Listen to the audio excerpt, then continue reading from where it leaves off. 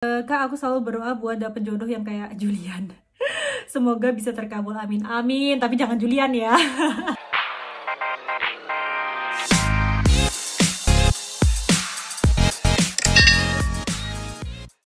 Jadi maaf tadi guys ya, kepotong gara-gara Evan.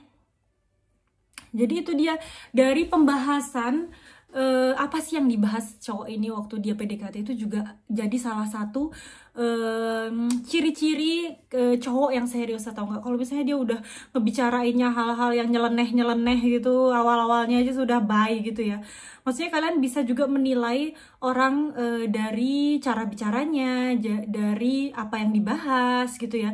Kalau misalnya dia apa ya, kayak interesting gitu sama kehidupan kamu, kamu tuh apa sih yang kamu kerjain, terus itu kerjaan kamu apa, terus bagaimana tentang orang tuamu. Mungkin awal-awal nggak ngebahas tentang orang tua ya, tapi tentang kita gitu, tentang kita, dan dia nyeritain tentang dirinya, tentang hidupnya.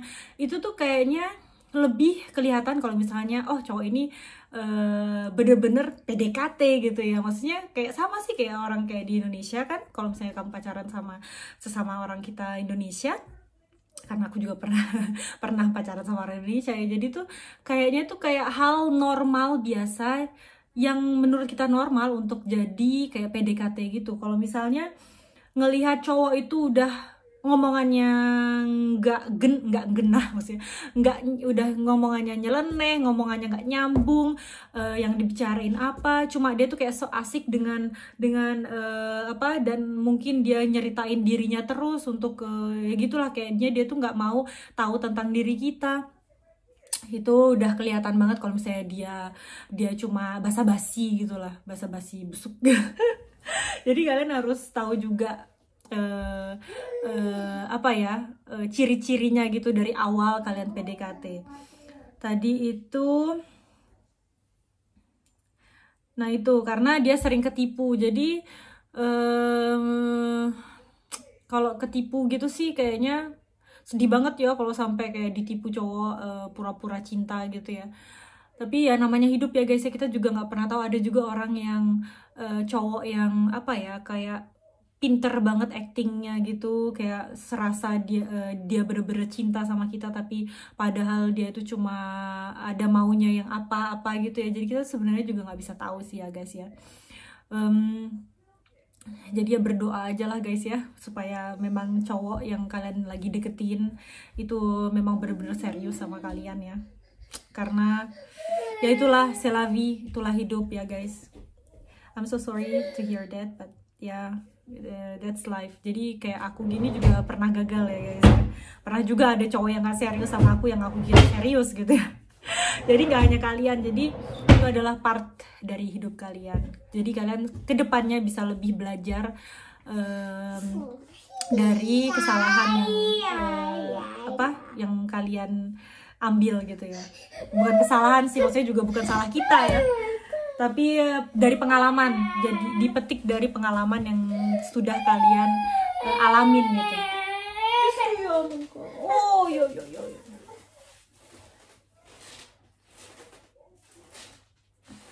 Papa, coba bawah papa. Coba papa mudah.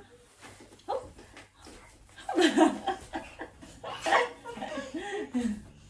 Oh iya. Oke, jadi gitulah ya. Lihat dari pengalaman yang kalian udah ini. Tapi udah ini tadi udah ya. Aku pernah chattingan sama bule-bule, tapi mereka kok nggak sopan gitu ya, minta foto yang nggak kesel. Ini dia. Jadi kalian udah tahu kan, kalau misalnya udah omongannya nyeleneh itu nggak serius sama kalian. Jadi tinggalin aja, nggak usah diladenin. Kalau misalnya udah chattingan dia mintanya yang aneh-aneh, minta foto ini foto itu, berarti dia itu cuma main-main, dia cuma mau memanfaatkan kalian. Jadi bye aja. Jangan diladenin. Kalau misalnya kalian chatting, ketemu cowok online, terus itu kayak texting gitu, dan dia tuh lebih nanya tentang hidup kalian yang normal, terus itu dia juga nyeritain kehidupannya dia yang di negaranya dia, terus itu ya itu yang lebih menuju ke bener-bener PDKT. Kalau misalnya awal-awal udah minta yang kayak gitu, udah aduh kayaknya enggak deh, enggak. Jadi jangan tertipu buai dalam buayan si abang-abang bule-bule nakal tuh ya, bule-bule gitu ya. Jadi nggak semua bule juga gitu ya. Ini dapatnya pas pas yang bule yang aneh aja gitu. Jadi jangan terbuai sama rayuan mautnya si abang bule, walaupun dia ganteng guys ya, jangan. Attention Evan. Oke. Jadi kapan nih ya kehidupan normal lagi dan koronce ini selesai? Semoga segera ya Allah, amin. Ya jadi ya gitu ya guys ya. Jadi semua orang di dunia ini memang benar-benar lagi dengan keadaan yang susah. Jadi mungkin ada orang yang terinfeksi, ada yang sakit, ada yang bisnisnya nggak lancar, ada yang nggak bisa kerja gitu ya guys ya. Jadi memang semuanya memang kita dicoba banget dengan cobaan pandemi kali ini ya. Tapi ya mudah-mudahan kita berdoa sama-sama kalau cepat-cepat nemu vaksinnya, cepat-cepat semuanya ini berakhir. Tapi memang kayaknya kita harus terbiasa hidup di tengah-tengah pandemi seperti ini. Karena bagaimanapun aku juga ngerti buat orang-orang yang mungkin disuruh lockdown tapi nggak lockdown, tapi kita nggak bisa ngejudge orang itu guys. Kenapa? Karena mungkin orang itu tuh kalau misalnya nggak kerja hari itu, dia tuh nggak bisa makan hari itu, nggak bisa ngasih makan anaknya, nggak bisa ngasih makan istrinya. Jadi kita juga nggak bisa kayak bapak ini loh apa sih namanya kerja terus nggak mikirin orang lain. Dia mikirin keluarganya guys. Jadi nggak hanya karena materi itu penting ya daripada kesehatan, tapi kalau misalnya mereka nggak cari uang, mereka nggak makan, mereka juga bisa meninggal karena kelaparan gitu ya. Jadi kita nggak boleh ngejudge orang itu sama dengan kalian. Kalau misalnya kalian masih bisa tinggal di rumah, masih bisa nggak kerja, tapi kalian masih bisa makan, kalian harus bersyukur ya guys ya. Seperti aku sangat bersyukur dengan keadaan aku sekarang. Walaupun aku tahu di luar sana banyak banget orang yang stres, banyak orang yang yang bener-bener nggak tahu jalan keluarnya gimana dengan kondisi pandemi seperti ini. Tapi kita doain sama-sama ya guys ya. Oke, curhat dong Kak Miftah, gimana sih menanggapi cibiran orang karena belum punya anak? Ini nih orang-orang yang nyibir, yang mulutnya jahat, yang suka ngomongin orang, apalagi kalau misalnya ngomongin orang-orangnya itu karena kayak sesuatu sesuatu yang nggak bener gitu, mungkin masih kayak masuk di akal gitu kalau misalnya kalian dicibir gitu ya. Maksudnya kayak contohnya kayak hal-hal negatif gitu yang mungkin kalian lakukan dan dicibir orang, itu tuh masih kayak masuk dalam konteks gitu ya. Tapi kalau misalnya dicibir karena nggak punya anak guys, jahat banget guys, jahat banget. Banyak orang yang nggak seberuntung aku yang bisa punya anak, gak seberuntung orang-orang yang menikah terus itu malam pertama besoknya hamil gitu ya.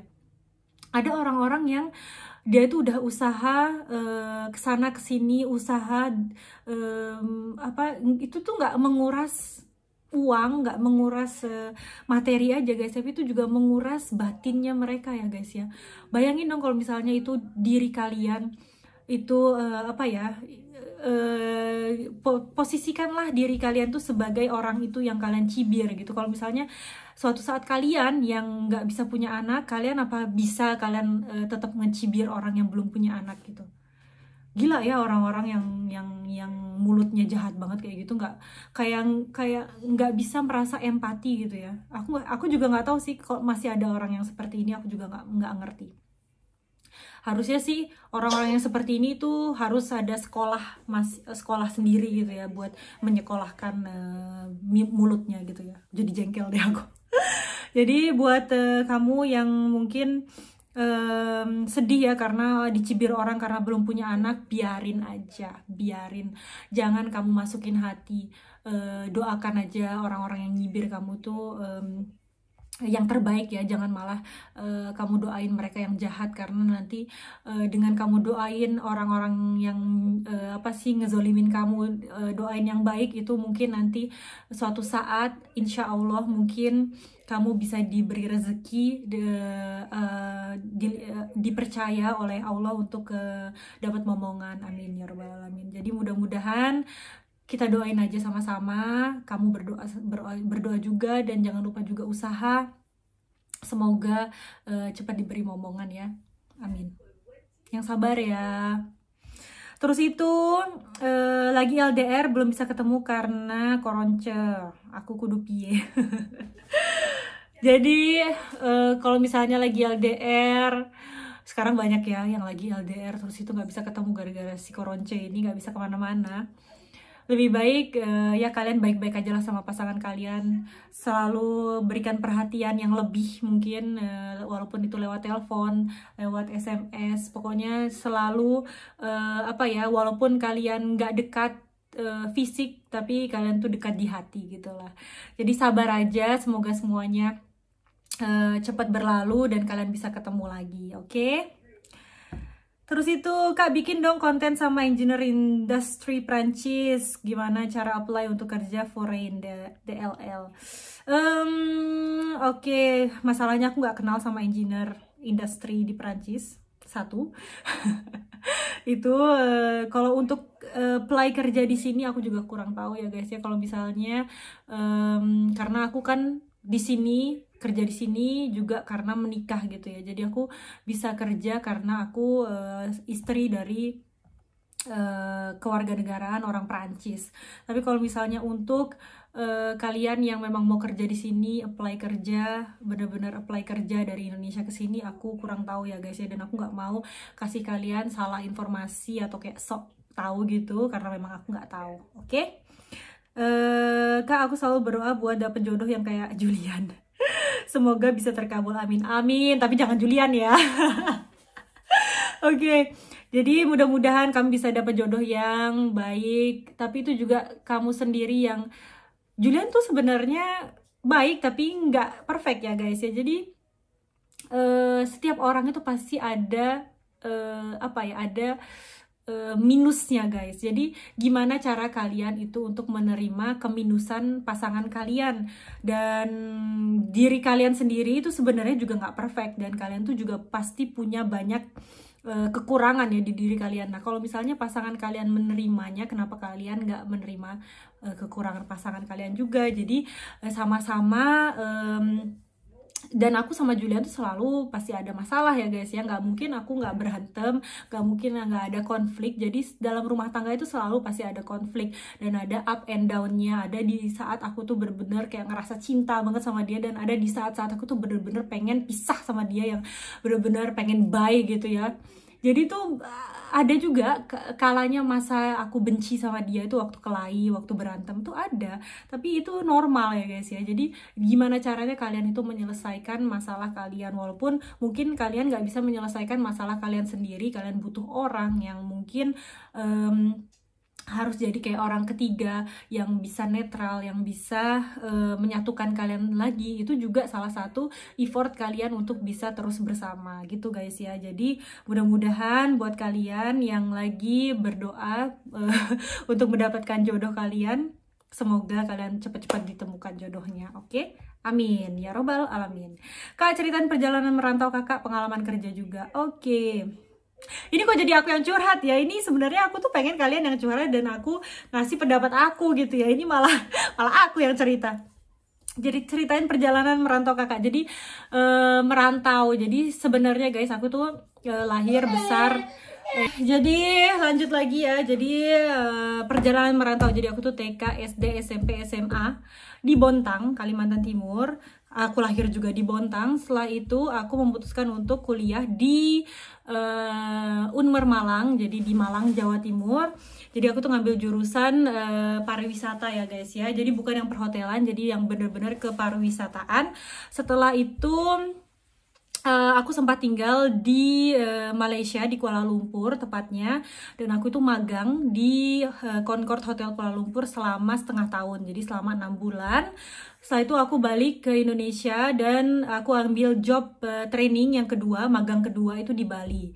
Jadi aku magang di Bali, dan aku tuh magangnya itu sebenarnya magang kerja ya, jadi bener-bener aku tuh nggak mau sebagai trainee, jadi aku bener-bener ngelamar sebagai staff gitu ya guys ya, karena aku pengen apa ya, kerja seperti memang seperti staff gitu, nggak seperti trainee.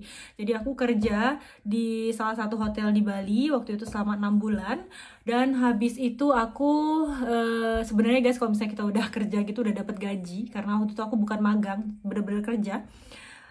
Itu tuh aku tuh bener-bener kayak nggak mau kuliah lagi gitu loh guys, kalau udah tahu megang gaji, udah tahu kerja gitu ya. Jadi tuh tapi aku harus balik, jadi aku harus balik ke Malang untuk ngerjain skripsi waktu itu ya, untuk 1 semester deh harus kayak kuliah lagi gitu. Terus itu skripsi, setelah itu skripsi aku ngambil apa ya, kayak penelitian gitu. Jadi kayak penelitian aku tuh soal kayak turis di Bali gitulah istilahnya. Jadi ya mau nggak mau aku harus balik ke Bali untuk melakukan kayak penelitian gitu untuk skripsi aku. Setelah itu aku balik lagi ke Malang. Terus itu aku, jadi waktu itu Bali Malang gitu ya guys ya. Setelah itu aku lulus kuliah, terus tuh aku akhirnya ngelamar di salah satu hotel di Bali. Waktu itu aku pernah jadi GSA, bukan GRO, jadi Guest Relation Officer. Setelah itu aku pindah hotel, jadi reservation agent ya.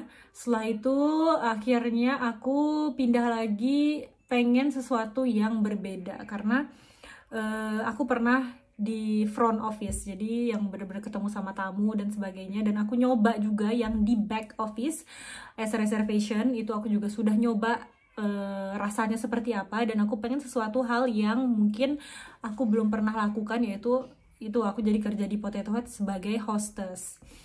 Dan waktu itu sih hostess di Potato Head itu gajinya juga lebih besar daripada aku kerja di hotel sebagai front office atau back office dan gitulah guys ya. Jadi waktu itu aku memilih kerja sebagai hostess, dan aku kerjaan itu kayak fun banget buat aku, kayak nggak stres dan kayak kerja tapi nggak kerja gitu ya guys ya. Jadi itu bener-bener fun banget, dan disitulah terakhir aku kerja, dan aku akhirnya ketemu sama Julian. Dan akhirnya aku di sini gitu. Jadi panjang banget ya. Itulah cerita aku. Kak, jujur berdoa apa bisa dapat jodoh kayak Julian, pengen aku tiru. Jadi guys, itu harus dari diri kalian sendiri. Kalau misalnya kalian merasa diri kalian tuh adalah orang yang baik, terus itu juga kayak nggak neko-neko gitu ya, apa ya, soalnya aku juga nggak neko-neko sih ya guys ya. Jadi kayaknya sih kalau misalnya selama kalian adalah orang baik, pasti jodoh kalian juga pasti baik gitu. Aku percaya itu sih. Mungkin berlika-liku ya sebelum kalian ketemu sama jodoh kalian yang baik ini, kalian dicoba tuh pacaran sama ini diginiin, pacaran sama ini diginiin, disakit hatiin, gini-gini, akhirnya ketemu. Itu dia guys. Jadi kalau misalnya memang kalian diuji terus, dapat selalu pacar yang nggak baik buat kalian, ya memang itu salah satu dari perjalanan cinta kalian gitu ya. Jadi nggak hanya sampai situ aja, kalian juga masih bisa move on, dan mungkin suatu saat kalau memang sudah waktunya kalian ketemu jodoh kalian yang baik, ya pasti kalian ketemu gitu ya guys ya. Jadi jangan berkecil hati, jangan kayak apa ya, kayak udahlah males pacaran lagi gitu, jangan ya guys ya. Jadi memang itu adalah salah satu jalannya memang seperti itu, jadi jalanin aja. Terus tuh kenapa Kak Miftah suka lagu Cardigan? Lagu Cardigan? Aku gak ngerti deh, ini lagunya Taylor Swift yang Cardigan atau gimana. Kalau lagunya Taylor Swift yang Cardigan aku suka, tapi lagu Cardigan tuh maksudnya apa? Aku juga ngerti ya. Sorry ya. Mungkin nanti bisa klarifikasi di komen mungkin maksudnya apa. Tapi kalau lagunya Taylor Swift yang Cardigan aku suka emang. Oke, aku dan suamiku sama-sama punya temen yang juga suami istri, Kak. Sebut aja suaminya temenku itu B. Terus itu, eh ini yang ini duluan atau ini duluan ya? Kayaknya ini duluan deh. Si B ini nyembunyiin laptopnya di rumah kami yang isinya itu semua foto mantan pacarnya. Oke, dan banyak bohong. Aku kepingin kasih tahu temanku, tapi ya kasihan juga karena dia pasti down. Jadi mungkin rahasia ini kami simpan aja. Oke, jadi mungkin ini kalian udah temenan gitu ya, udah lama. Setelah itu akhirnya dia juga punya istri, dan juga sama-sama teman kalian juga. Tapi si cowok ini ternyata itu kayak nyembunyiin masa lalunya dia di laptop itu di rumah kalian. Jadi jadi berarti si B ini nggak selingkuh kan? Maksudnya si B ini maksudnya nggak selingkuh dari istrinya. Cuma dia itu menyembunyikan laptopnya itu yang isinya itu foto mantannya dia gitu. Jadi guys, sebenarnya ini tuh sebenarnya pro kontra. Jadi aku juga punya masa lalu yang mungkin aku juga masih ada beberapa foto di flash disk ya. Waktu itu aku simpan di flash disk, dan ada juga beberapa foto yang tersimpan di Facebook yang di message gitulah ya guys ya.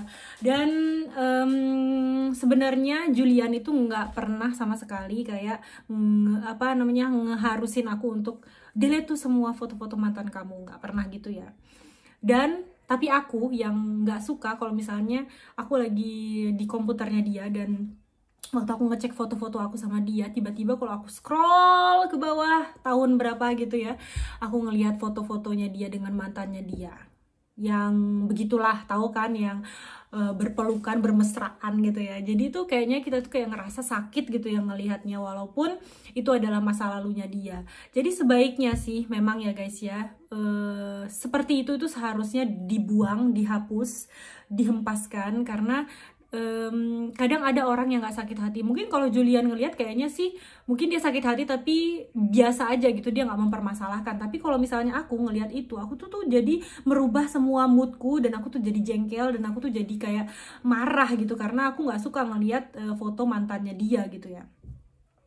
Tapi di sisi lain ada orang yang pengen kayak menjadikan hal itu tuh sebagai kenang-kenangan gitu ya guys. Kalau aku sih mikirnya kenang-kenangan apa, macam apa gitu ya, ngapain dikenang-kenangin gitu ya.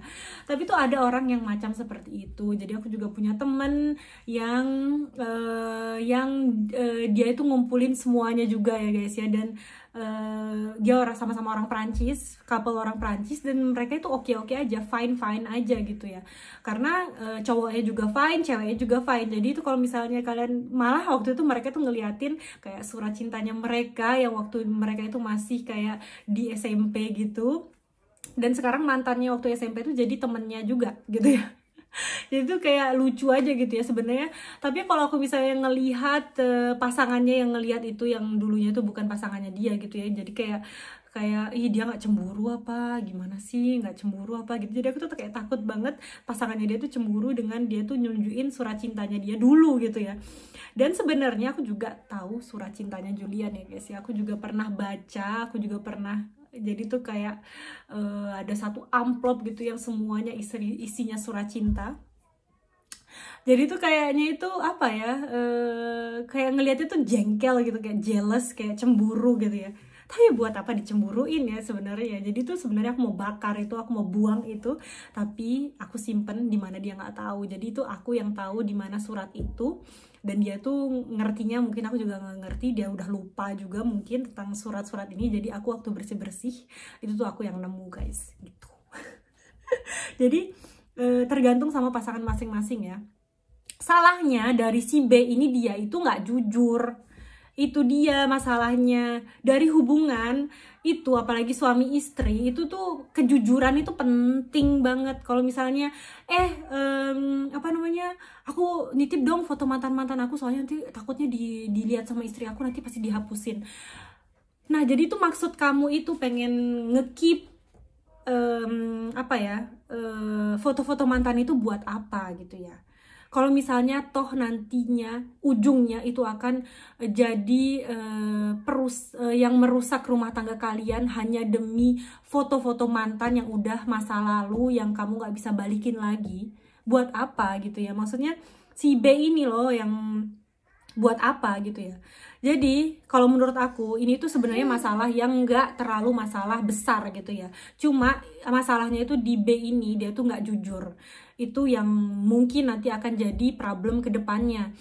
Selama dia nggak selingkuh, selama dia nggak ketemu mantannya, selama dia nggak hubungan lagi sama mantannya, it's okay gitu ya. Walaupun dia cuma sebenarnya mungkin takut dengan istrinya untuk ngekeep laptop itu yang isinya itu foto-foto mantannya, karena mungkin dia itu belum mau, belum siap untuk menghapus foto-fotonya mantannya itu ya.